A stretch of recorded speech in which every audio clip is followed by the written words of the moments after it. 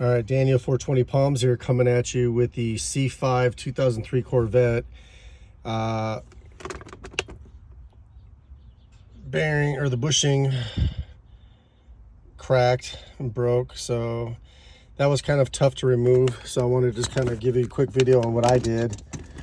I used this to pull it out, but after I had used this to hold the shifter mechanism so it didn't move, and then I used like a needle nose to kind of poke it. It started spinning, and then I could grab it with those needle nose. I pulled it right out, so it's definitely clean now. But I think when doing videos here, I've noticed that a lot of people had questions about this cable. Not a lot of stuff like how to, there's some grooves on it, guys, right here.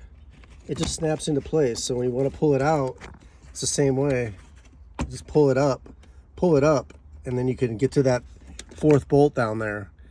So that's a lot, and just snaps back into place. So I got all the 4 bolts put back in.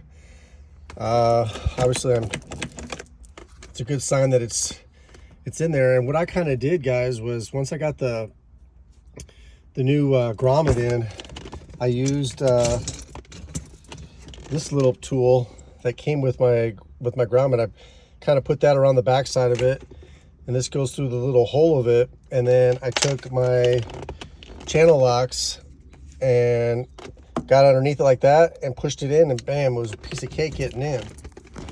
Then becomes the hardest part was when you have the shifter cable positioned properly. I was able to kind of just move it enough, and I had the shifter down into low to second gear, and I was able to line them up, and I actually just pushed it that way, and I heard it snap in. I did have this type of tool ready to push as leverage if I needed it, but it doesn't appear that I needed to. So I just wanted to give you guys a quick update on that. Now it's time to put the rest of it all back together. And my only concern now is the car was initially in drive, but the shifter's in park. So I'm just hoping that I don't have to jack the car up and go to the rear tranny and get it in the same gear. So I'll let you guys know. Daniel 420 Palms.